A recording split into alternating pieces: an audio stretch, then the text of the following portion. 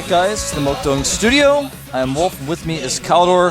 We're checking up the stats, making sure that we got all the info so that we know what's going on. And we're about to jump into July versus JYP to decide who will go to Code S. I'm a little bit confused right now. I just got a message on Twitter by Eric Stevenson who told me that there might be the possibility of a three-way tie. Can I see the scores really quick? Just want to verify something. Just going through them myself. It's a little bit hard for us to keep track with all the games all the time in between the breaks because we have very short breaks and to make sure that we understand the group perfect. We might just see a quick shot. Well, it looks like if July loses, then July and Hero will be tied at 3-2. And if Hero wins against UBO, that was the situation that he pointed out. There might be a three-way tie between Hero, July, and JYP. Well, guys, we're heading into the game. I'm sure that we will be able to clear the situation up after the next match. Anyways, this game is really, really important. If July is able to take this match against JYP, he will advance to Code S. There is no doubt about it. So this match on dual side will determine if July is the new Code S player. The GSL up and down. Okay. And I just got the information that I was looking for and that Wolf was looking for as well. We were both looking at the results. Hero lost to both players, therefore it doesn't really matter, and it's the showdown between and his opponent. Just waiting for Street Fighter Voice to help me out a little bit. July and JYP, they will fight for the last spot, the Code S spot. Yu-Gi-Oh! Already advanced. Over here. JYP. And you called it a Street Fighter Voice, but Kerrigan is not in any version of Street Fighter from Street Fighter 1 to Street Fighter 3 Arcade Edition Turbo and that doesn't Third change Strike or the whatever fact it's that called. she should be. By the way, early pool for July is going for the 11 pool with the Overlord again. And JYP making his forge. Going to be doing that wall off that we discussed earlier with the Nexus as part of the wall. Pretty good to do that on this particular map since you don't really have a choke point. You don't really have much other choice. And to clear up that situation perfectly, ladies and gentlemen, there could be a three-way tie if JYP wins against if JYP loses against, well, whatever. There could be a three-way tie, but the thing is July won against both players that he would be tied with, and therefore he would advance anyways. JYP, yeah, no, oh god, I'm getting lost with all those That's alright, J's. don't worry guys. I need more we all know coffee. what's going on. This is horrible. I told you though, man. I told you that's how it was. I should stop just trying to explain things that I have written in front of me because sometimes it's just getting so hard. Well, the matter of the fact is JYP wins. He is tied with July as he won the game against July. He will advance. If July wins, he is 4-1 in the group and he will advance. The three-way tie doesn't matter as July won. Thank you to Twitter for trying to clarify that for us. But some of you guys don't. You actually just confused Caldor, but you tried to help, but you actually made things worse for him. But actually, with the new format, a lot of people don't know this, and it's something that just has not really been openly said, I don't think. With the new format, if there is a tie, the two players who are tied with each other, since every player has played against each other at least once, if two players tie with each other, if one player has beaten the other player, then they just win the tiebreaker. There's no tiebreaker. The tiebreaker is just the fact that he beat him before, and that's how the system works. So even if there's a tie in any way, shape, or form, then the players just look at their results, and that's how it's decided. So hopefully that clears up some confusion for some people out there. Next time I bring a laptop and an Excel sheet, and I will create the Excel sheet before that, and we'll type in everything. You make some pie charts and everything? Yeah, I will. The early pool, by the way, didn't help July all that much. JYP reacted in time, and now we have at the top right July, at the bottom left we have JYP. Yeah, in the early pool, of course, completely neglected by, negated, I should say, not neglected, negated because of this nice wall off. And while there's nothing happened except for July getting the space, I will make a final attempt to explain the cube situation. I feel I owe you this much. July has 3-1 in the group, JYP is 2-2. If JYP wins, he will be 3-2 tied with July and Hero, but as JYP would then have beaten July and beat Hero before that, he would advance in the group because of the direct comparison between the players.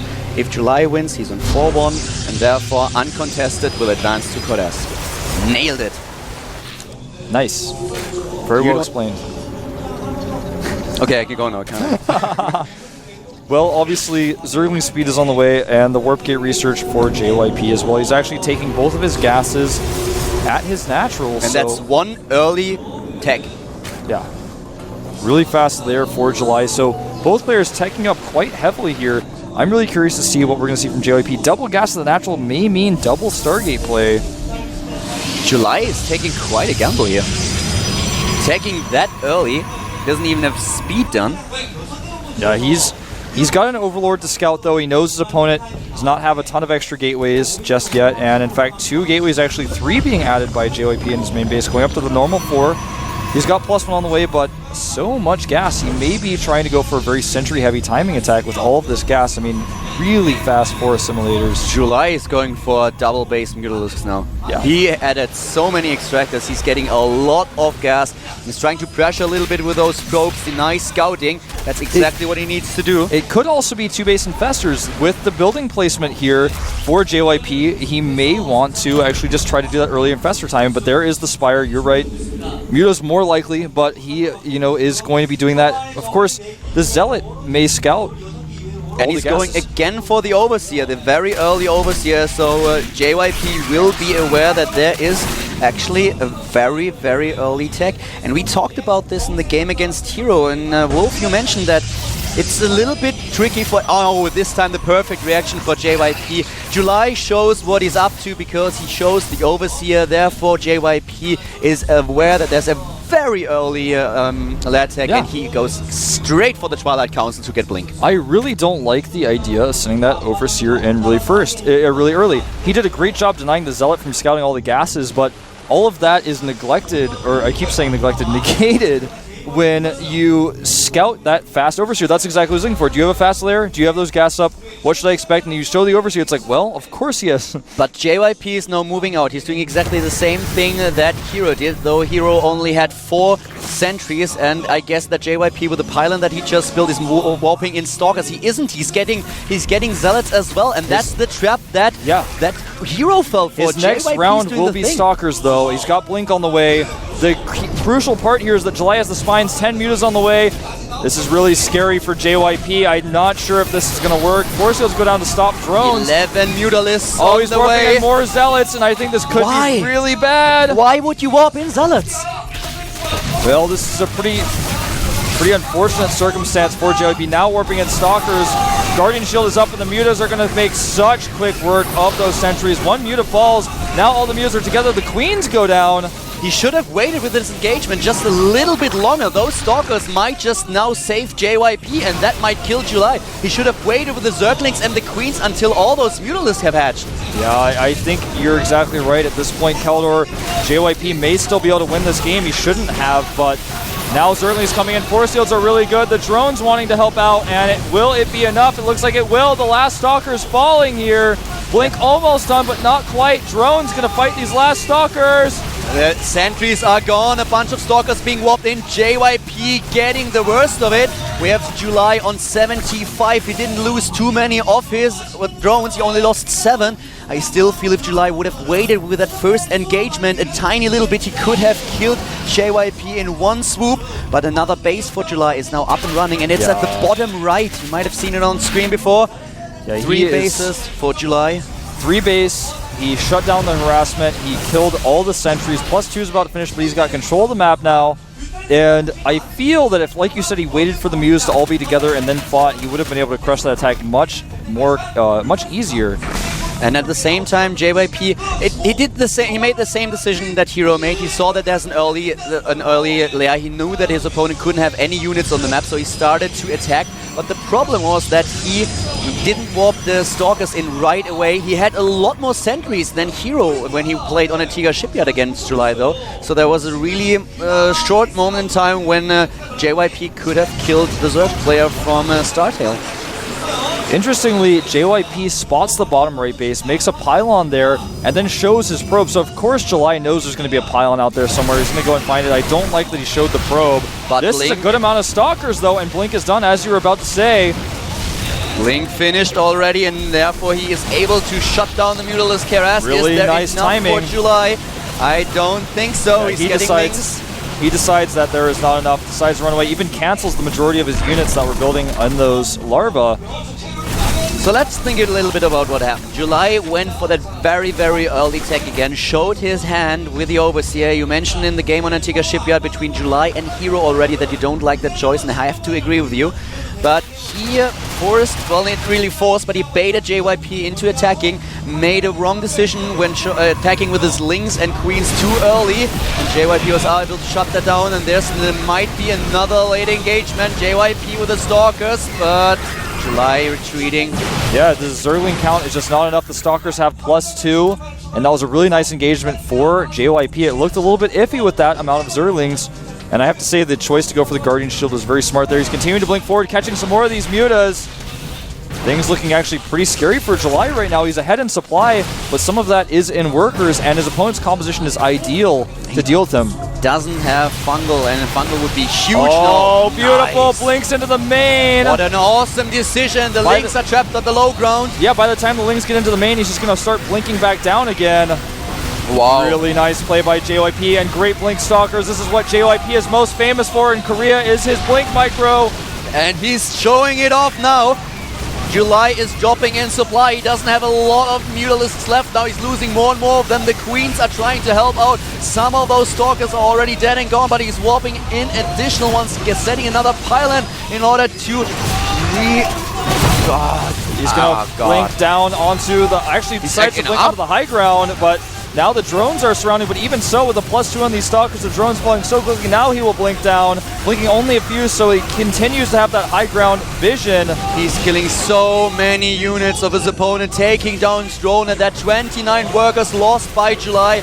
JYP in a commanding lead with 85 against 55 supply, taking on the drones, and oh god, this has to be it. This looks like this is going to be it. July falling in supply. He has no economy right now, a useless, empty third base. JYP Stalkers, most of them with less than 20 hit points, but it doesn't matter. GG! JYP will advance to Code S. It's about time, too. I think this guy has been deserving it. Very well played by JYP. There were a couple... Oh, he's heading straight. He's going straight to his opponent. I have to say there were moments where I really thought he would lose this game, especially when the Mutalisks popped, but July didn't wait long enough for that attack. He didn't wait for the rest of his Mutalisks to hatch, nor did he attack with his whole army at once, and JYP capitalized on those mistakes. Yeah, he went to go and say hello to July, decided not to, and I agree with that choice. I think when you lose a stressful game like that, it's best to leave the player alone for a little while, and most Koreans feel that way as well. Sometimes people like Slayer's Boxer come and do that, and it's, you know, you can't deny Slayer's Boxer, but yeah, just really nice Blink Stalker micro there at the end was the key. He was so behind, and he was like, I'm JYP, actually. He's like, who am I? I'm JYP. I have the best Blink Stalker micro in Korea. People say that about me. I think if I do this just right, I can win right now, and that's what he did. For a while, I really thought if July was showing that Overseer in order to bait that attack, because I just don't see any reason why you would show your hand that early. If you are able to get those Mutalisks onto the field and you attack your opponent, blindsiding him, he doesn't know what's happening, and you get into that economy, maybe pick even off the sentries, you're in such a good position, and your opponent usually won't go for that Twilight Council that fast in order to get Blink to counter you. Yeah, I mean, I don't know. I feel like they are just not thinking about it in the same way that we are. They're thinking, well, I have a fast lair, so another benefit to this is that I can scout really early, but I think that that's, you know, just exactly what we've been talking about all day, is showing your hand. But anyway, JYP and Yu-Gi-Oh! Both advancing, since JYP beat Hero and July, despite the fact that he has a tie with July. Well, Heroes doesn't have 3-2, he has 2-2. He beat July, so even though they're tied, he's in Code S. And those are our results for today, so we finally have our full roster for Code S. Once again, even if with these scores Liquid Hero would win against Yu-Gi-Oh! One of the matches that we don't show today because it's not necessary, there would be a 3-way tie, but JYP won against both of them, therefore he advances. And here are all of our players for Code S. I'm going to go through them really quickly. MMA, Oz, Puzzle, Jokji, Lenok, Alive, SC, and MVP. Those are from the round of 8.